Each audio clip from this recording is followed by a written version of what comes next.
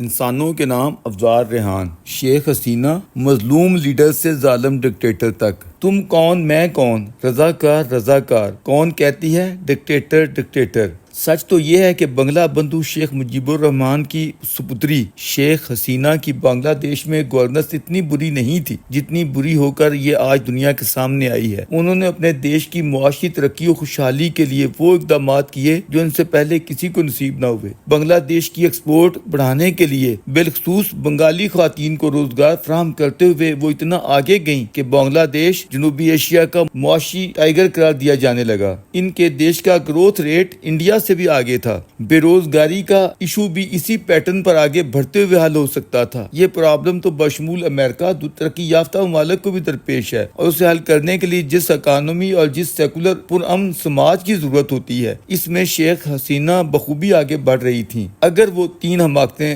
سرزد نہ کرتیں جو ان کی زبردست کارکردگی کو فوری طور پر خطرناک شتابی میں لے ڈوبی، خاک میں ملیا میٹ کر دیا۔ ڈیموکریسی پر ایمان رکھنے کے باوجود شیخ حسینہ نے اپنی اپوزیشن کو کبھی گھاس نہیں ڈالی، وہ ہمیشہ اسے کھڈے لائن لگائے رکھا۔ حالانکہ اپوزیشن اور متبادل قیادت کے بغیر جمہوریت ہمیشہ آمریت میں ڈھل جاتی ہے، سو یہاں بھی ڈھلی۔ جب آپ کو روکنے ٹوکنے والا کوئی نہ ہو، میڈیا پر بھی آپ نے مختلف نوع پابندیاں یا بندشیں عائد کر رکھی ہوں، بات پہ بات آپ انٹرنیٹ بند کرنے کے لیے تیار بیٹھے ہوں، تو پھر سوسائٹی میں تنقیدی آوازیں کیسے ابھر سکتی ہیں؟ اگر آپ دوسرے نقطہ نظر کو اس ظالمانہ طریقے سے دبائیں گے تو جو مخالفانہ لاوا یوں تیار ہو کر بلکہ اندروں اندر پک پک کر پھٹے گا تو وہ اپنے ساتھ بہت کچھ بہا لے جائے گا۔ یہ وتیرہ تو بالعموم مذہبی لوگوں کا ہوتا ہے۔ شیخ حسینہ صاحبہ، آپ نے بظاہر سیکولر ہوتے ہوئے فہم بالفعل اپنایا اسی کو، بلکہ اسے اپنی حکومتی مضبوطی خیال کرتی رہیں۔ حالانکہ مخالفانہ آراء کو جبرن روکنا مضبوطی نہیں، کمزوری کی دلیل ہے۔ بالخصوص اپنی قومی اپوزیشن کو جیلوں میں ڈال کر آپ کن لوگوں کے لیے میدان کھلا چھوڑنا چاہتے ہیں؟ شیخ حسینہ صاحبہ کی دوسری غلطی جو اس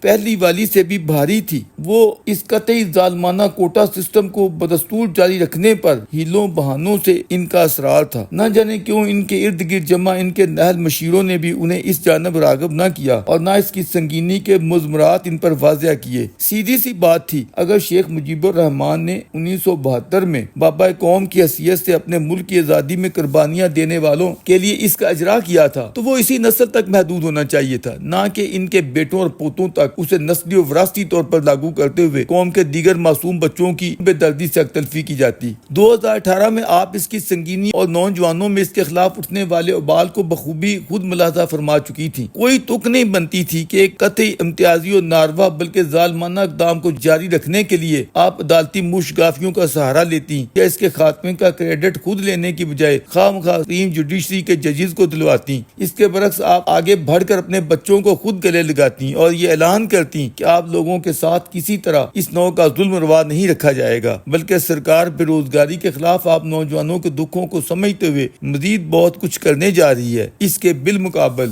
آپ قومی میڈیا پر اپنی نشریاتی تقریر میں یہ دھمکیاں دیتے ہوئے اس نوع کی پھپتیاں کستی پائی گئیں کہ اسپیشل کوٹا اگر تحریک آزادی لڑنے والوں کے بچوں کو نہیں دیا جائے گا تو کیا رضاکاروں کے بچوں کو دیا جائے گا؟ یہ قطعی جائز حق کے لیے لڑنے والے نوجوانوں کو اتنی بڑی گالی، اتنا گھناؤنا الزام تھا کہ یہ تو دیش کے غدار ہیں۔ کہ آپ کو معلوم نہیں تھا کہ بنگالی قوم کے لیے رضاکار کتنا گھٹیا اور گھناؤنا شبد ہے؟ تیسری اس سے بھی بھیانک غلطی بلکہ تباہ کن بلنڈر جو شیخ حسینہ صاحبہ آپ سے سرزد ہوا ہے اور جو نہ صرف آپ کی تمام تر خوبیوں اور جدوجہد کے ثمرات کو لے ڈوبا ہے بلکہ آپ کے والد محترم کو بھی ہیرو سے زیرو بنا گیا ہے، وہ ہے اپنے نوجوانوں کے خلاف اندھی ریاستی طاقت کا بے محابہ استعمال۔ آج 21ویں صدی میں اپنے نوجوانوں کے خلاف اسلحے اور بارود کا اتنا گھٹیا اور ننگا استعمال۔ یہ بنگالی نوجوان تو 20ویں صدی کے نصف اول میں بھی اس قدر باشعور تھے کہ ان کے پرانے بابا قوم نے جب ان پر بنگلہ بھاشا کے بالمقابل اپنی اردو بھاشا لاگو یا لادو کرنے کی کوشش کی تو وہ اس صریح زیادتی کے خلاف بھڑک اٹھے تھے، اور یوں انہوں نے بلاخر اس بابے کے ملک کی بھی اینٹ سے اینٹ بجا چھوڑی تھی۔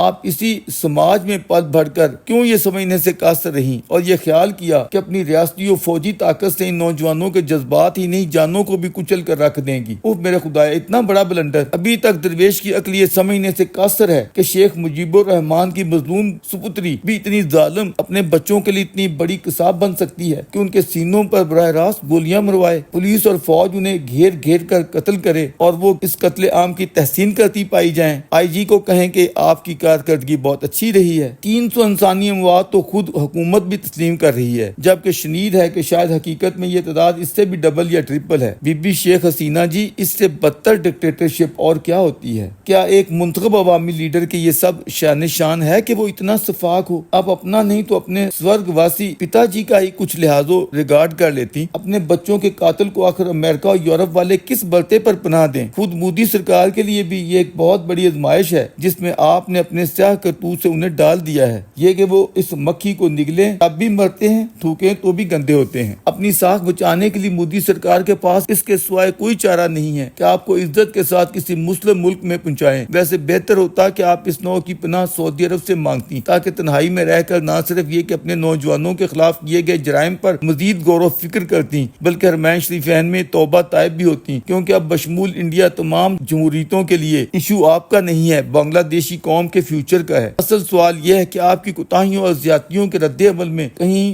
وہی ظالمانہ قوتیں بنگالی قوم پر دوبارہ مسلط نہ ہو جائیں جن سے آپ کے والد مرحوم نے ان کو مکتی دلوائی تھی۔ بنگالی نوجوانوں نے جس نفرت کے ساتھ شیخ صاحب کے مجسمے توڑے ہیں، ان سے بہت کچھ سمجھا جا سکتا ہے اور یہ اندازہ بھی لگایا جا سکتا ہے کہ معاملہ موز خالدہ زیادہ تک محدود نہیں رہے گا، بلکہ اسلام کے نام پر نفرت کا وپار کرنے والے بھی مضبوط ہو کر ابھر سکتے ہیں، جو بنگلہ دیش میں دیگر مذاہب والوں کا جینا حرام بنا سکتے ہیں۔ اس صورتحال سے بچ نکلنے کا اصل چیلنج آج کی بنگالی قیادت اور بنگال کے تمام خیر خواہوں کا ایشو ہونا چاہیے۔ مودی سرکار کے لیے یہ ایشو اس لیے بھی باعث سردردی ہوگا کہ اگر بنگلہ دیش کے حالات زیادہ بگڑے تو عین ممکن ہے کہ 1971 والی صورتحال کا سامنا ایک مرتبہ پھر بھارت کو کرنا پڑے۔ اگر 1 کروڑ یا اس سے بھی زیادہ ریفیوجی انڈیا کی طرف دھارے تو وہ اس چیلنج کا سامنا کیسے اور کیوں کر کریں گے؟ کیا ایک مرتبہ پھر مشرقی بنگال میں جنرل اروڑا اور جنرل نیازی والی تاریخ دہرائی جائے گی؟ اب کے تو سامنے کوئی پاکستان بھی نہیں ہوگا، لہذا بہتر یہی ہے کہ مودی سرکار کچھ مسلم یا کچھ جمہوری ممالک کو بیچ میں ڈالتے ہوئے خود پیچھے رہ کر بالواسطہ طور پر اس سارے قضیے میں بہتر رول ادا کرے۔ یہ ابال اترنے میں ایک وقت تو بہرحال لگے گا۔